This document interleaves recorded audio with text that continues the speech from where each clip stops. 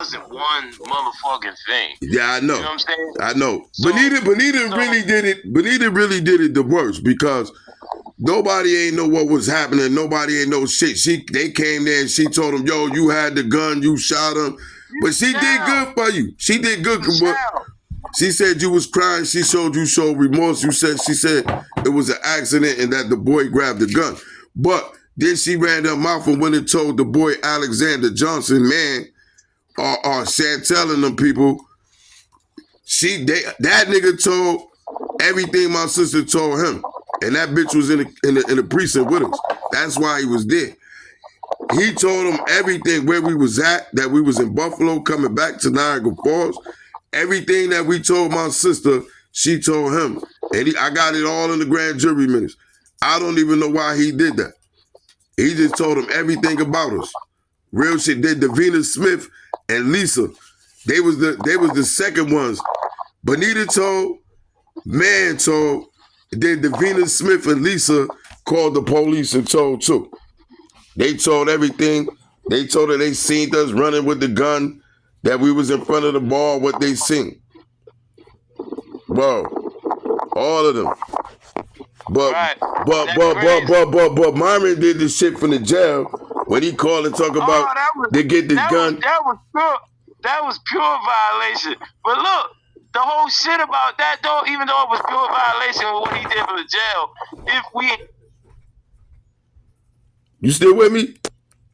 Because all that shit was a violation of law. You know what I mean? Yo, listen, we could have beat that whole case because the DA lied, the police lied, all of the evidence that they had was based on hearsay statements from nobody. You got the nigga inside of the bar saying, yo, he seen the nigga come in and buy chips and then he heard a shot. You got only person that said they seen something was that nigga man, but he said he was coming off his porch and he was blocked by the building. All he heard was the shot and then came and seen the nigga bleeding and said we ran down the alley towards Vernon. Then Bonita said what she said. Then Vernon said what he said. Because Vernon told everything he seen too, straight up. He gave the whole story. He was sitting in the car and that he heard the shot and we came running by with the blood that he got in his car, rolled by and seen the boy and he know we robbed him. Vernon told that too. If you ain't know, I got the grand jury minutes too. Gangsta, I got the grand jury minutes for all of that shit. I know you do. You think I doubt you, my nigga? I don't doubt not a word you say, my nigga. But Bonita put him in it. So he probably might have thought we ain't say nothing about him. Bonita put him in it because she said in her story that we came in the house, we had the gun wrapped up in the coat, blood was on me, you was crying, you felt sorry, you told her to go check and make sure the boy was all right. Then Vernon came in the house, she said. And then Vernon was saying he wasn't fucking with me no more, why we do that? And some girl was with him, that girl Donna, whatever, she told that whole story. Then she said she went and checked on the boy and talked to man and told what she told man, and man told what she told him. Facts, man.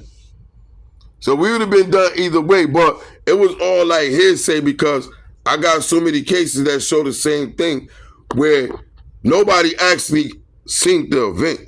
And the people that actually seen the event told the story and saying that actually that individual was from out of town coming at us. That's what everybody else said. And Johnny was there. The only ones that was trying to say that we went at that dude was the dude, Man and Vernon.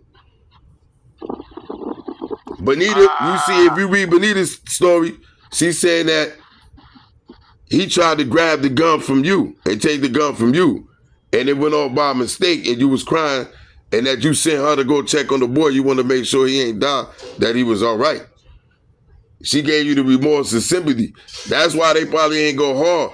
I got my pre-sentencing report and they went hard on me like, this nigga ain't got no remorse. This nigga ain't got no sympathy. This nigga keeps saying he ain't guilty. And this nigga racist. He said he hate white people. That's what my shit said. Well, I went through it though. Niggas talk about, I would have had all of this shit under control with this gang shit. So, I got what I got. But at the end of the day, nigga try to like, oh, you pled guilty. You admitted that you gave a nigga a gun for a nigga to shoot a nigga. That's telling. I'm like, hold up, y'all niggas don't know what the fuck is telling this. Now I look at all y'all niggas' paperwork. I end up getting anybody that say I get their paperwork and be like, bitch, you went to the police station and told on the nigga and got a nigga arrested, motherfucker. That's telling, nigga. Now you pleading guilty. Right. The DA and the police got all of the evidence saying you did something, and you say, fuck it, I can't fight this shit. I'm gonna admit I did it just to get this deal, because if I go to trial, they gonna blow me. So, yeah, all right, fuck it. Yeah, I did what you motherfuckers saying I did. But that's different. That's different from a motherfucker going to the priest and saying, yeah, I did this. Yeah, I killed this nigga. Or he did it with me. That's totally different. Niggas ain't do no shit like that. They said, fuck it, we got all this evidence against y'all. Nigga, all right, fuck it, I'm gonna plead guilty to it. Because you saying you gonna give me 33 to life, right? Nigga can't do that. And nigga, you see, they took all our life. We pled guilty. They took about an 8 1/3 or a 12 1/2. They made you do what, like 15? Nah, I did 18. Oh, you did 18. I know the last time I heard from you, you was in Clinton with Albert Welch. I went home from Clinton. Okay. Yeah, I was in I think I was in Attica at that time. Yeah. I went home from Clinton. That was my third. I almost got a reversal on that case at that time. That's when you had tried to get Albert to help me. I was going through my head. The niggas about to give me a hearing on that shit because the DA, you know them niggas lied in our case, bro. You ain't see the grand jury, man. No, you ain't see the grand jury. It's a whole bunch of lies, man. They even let your brother Eric. I didn't see none of that. But what I'm also saying is damn, my phone about to die. The whole shit about how they did with Myron. That whole entrapment process is a dismissal. Yes. On everything. And that's Brady. That's a Brady violation because look, I argued that. Let me tell you this. I argued that because the DA, Peter Broderick, called him down there and made the deal with him and didn't never tell us he made the deal with him to turn over that gun. Right? And then they kept listen, they kept saying that gun was a sawed-off gun. So now the gun that they got is a full barrel. It ain't sawed off. The only thing is missing the stock. So now you charge us improperly saying the nigga had a sawed-off shotgun and shot a nigga with a sawed-off shotgun, and whatever you turned over as evidence is a full-length shotgun. It ain't nothing sawed off on it. Right. So that's the second day you never turned it over. You never gave us the evidence that you made the deal with this man so that we could get these documents and have any type of tests done on this gun to determine whether this is the actual gun that you put in the evidence and saying was used. They did the fingerprint testing on it, and all of the fingerprints is smeared, smudged. So the DNA from whether the dude grabbed it or not, it can't even be determined because it's smudged. They didn't do DNA testing, matter of fact. They just did fingerprints and ballistic testing.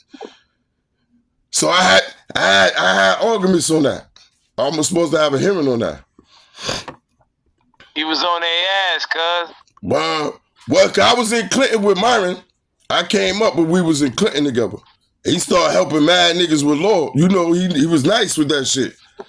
So it was other niggas that was nice there too. And somebody found out some shit he did with Sonny. I don't know if you know about a dude named Sonny. But in any event, he wouldn't help me. He wouldn't put the papers in and help me like he was helping other niggas. So this other nigga put the paper in for me. And the discovery came. Remember, I gave it to you in Clinton. I gave you part of it when we was in Comstock, I mean. Remember, we was in the stock like 9-5. Yeah. That's when that part came back to me.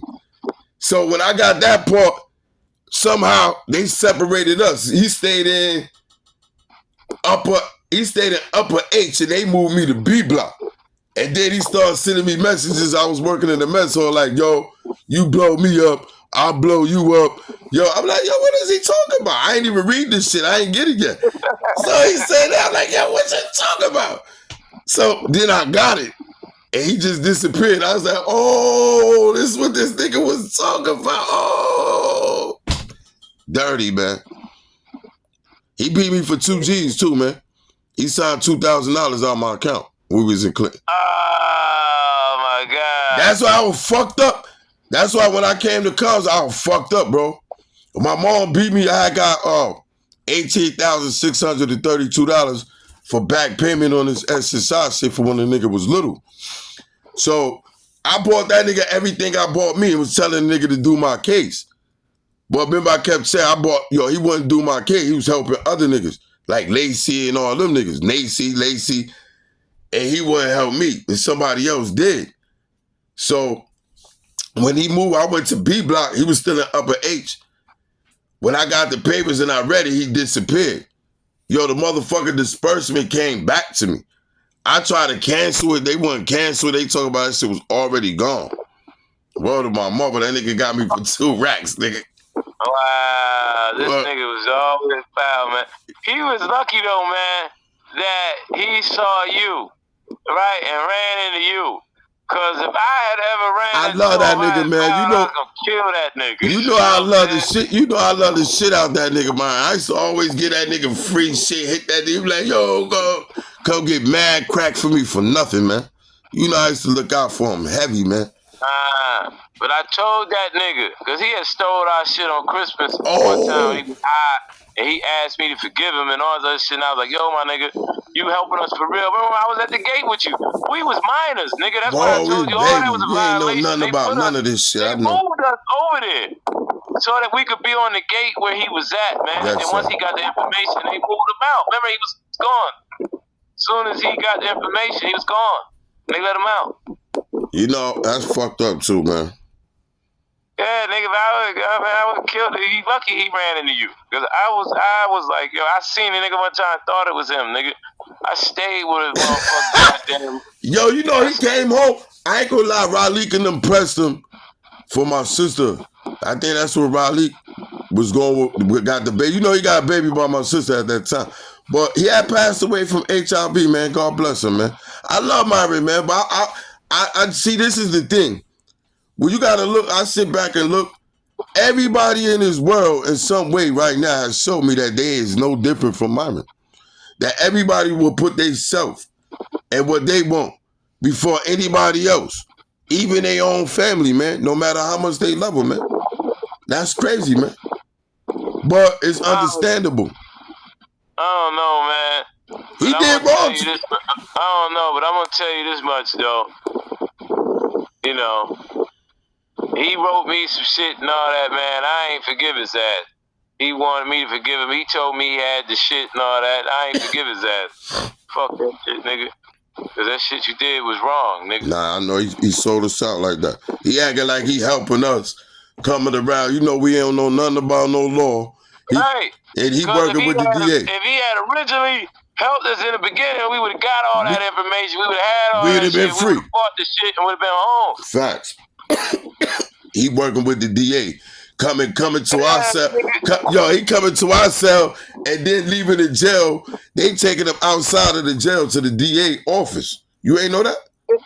Yeah, nigga, I found all that out because I wound up getting some of them papers too. But I'm just saying, man. That's crazy, man. That was crazy. I ain't fucking with that. But yo, my shit about to die too, man. But look, when I come back to the town, I'm gonna call you, man. I'm gonna pull up on you. All right, yes, sir.